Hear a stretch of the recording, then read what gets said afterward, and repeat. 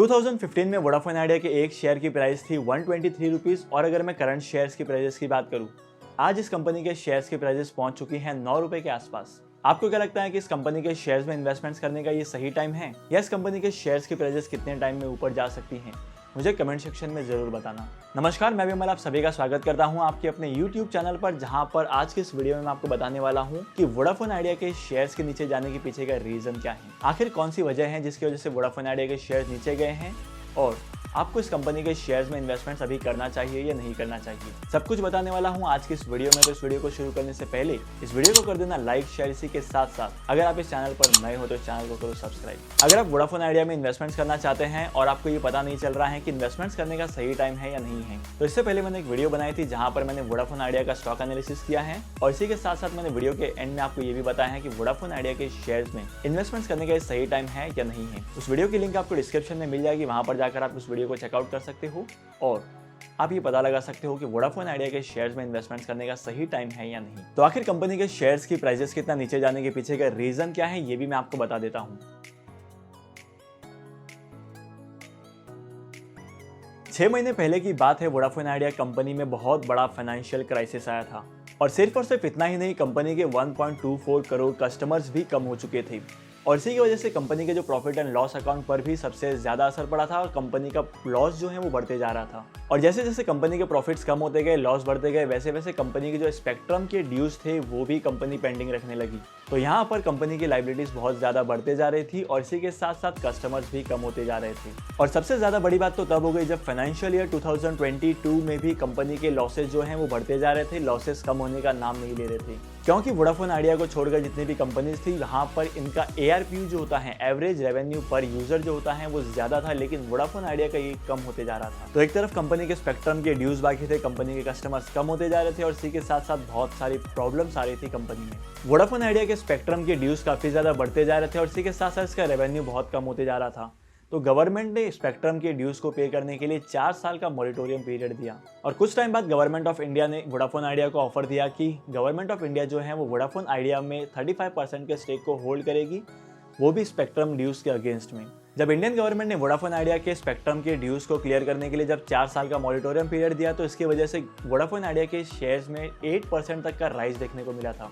लेकिन जैसे ही government of India ने इक्विटीज ऑफर की, वैसे ही कंपनी की शेयर्स की प्राइसेस जो हैं वो 21% से गिर गई। होप करता हूं कि अभी तक की वीडियो में आपको ये तो समझ में आ गया है कि वोडाफोन आइडिया के शेयर्स के नीचे जाने के पीछे का रीजन क्या है। तो अब मैं आपको ये बता देता हूं कि गवर्नमेंट ऑफ इंडिया की जो डील थी वो किस तरीके से थी और इस डील में ऐसा क्या था जिसकी वजह से इस कंपनी की शेयर्स की प्राइसेस इतना नीचे गिर गई।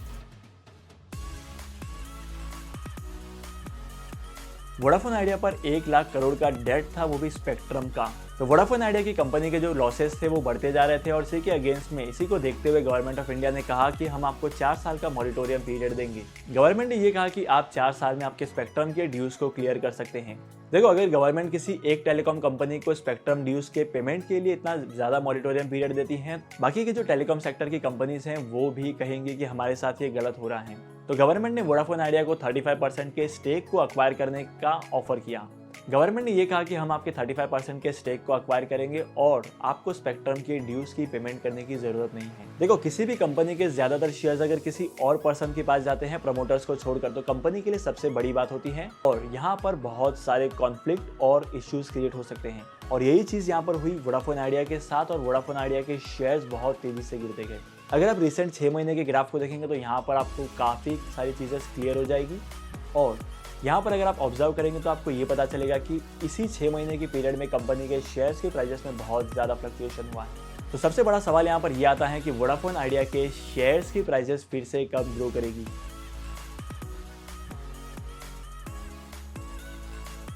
देखो, सबसे पहली बात, वोडाफोन आइडिया के स्पेक्ट्रम के ड्यूज सबसे ज़्यादा हैं और इसी के साथ साथ अगर वोडाफोन आइडिया के प्रॉफिट एंड लॉस अकाउंट की बात की जाए तो यहाँ पर कंपनी का जो लॉसेस हैं वो बढ़ते जा रहे हैं। कंपनी के शेयर्स की प्राइसेस 2 कंडीशन पर ही ऊपर जाएगी। अगर कंपनी अपने स्पेक्ट्रम के ड्यूज को पे करती है और इसी के साथ साथ कंपनी का एवरेज रेवेन्यू पर यूनिट बढ़ता है, क्योंकि अगर कंपनी का एवरेज रेवेन्यू पर यूनिट बढ़ता है तो यहाँ पर कंपनी के प्रॉफिट्स बढ़ेंगे और जैसे जैसे कंपनी के प्रॉफिट्स बढ़ेंगे वैसे वैसे कंपनी की शेयर्स की प्राइसेस भी बढ़ेगी। तो आज के इस इंपॉर्टेंट वीडियो को यहीं पर खत्म करते हैं और होप करता हूँ कि आज के इंपॉर्टेंट वीडियो से आपको ये तो पता चल गया है कि वोडाफोन आइडिया के शेयर्स की नीचे जाने के पीछे का रीजन क्या है। अगर आपको अभी भी लगता है कि वोडाफोन आइडिया के शेयर्स में इन्वेस्टमेंट्स करने का ये सही टाइम है, तो नो डाउट ये सही टाइम हो सकता है, आप ज्यादा से ज्यादा बाइंग कर सकते हैं। लेकिन आपको अगर प्रॉफिट कमाना है तो वोडाफोन आइडिया के शेयर्स को लॉन्ग टर्म के लिए होल्ड करना पड़ेगा। देखो, अगर आप इन्वेस्टमेंट्स करना चाहते हैं तो करंट सिचुएशन में वोडाफोन आइडिया के शेयर्स में कम अमाउंट इन्वेस्ट करना पड़ेगा, लेकिन आपको अपने प्रॉफिट को कमाने के लिए ज़्यादा टाइम रुकना पड़ेगा। तो वोडाफोन आइडिया के शेयर्स में इन्वेस्टमेंट्स करने से पहले वोडाफोन आइडिया के स्टॉक एनालिसिस को देखना मत भूलना। और इसी के साथ साथ अगर आप वोडाफोन आइडिया के शेयर्स में इन्वेस्टमेंट्स करने वाले हैं तो मुझे कमेंट सेक्शन में जरूर बताना।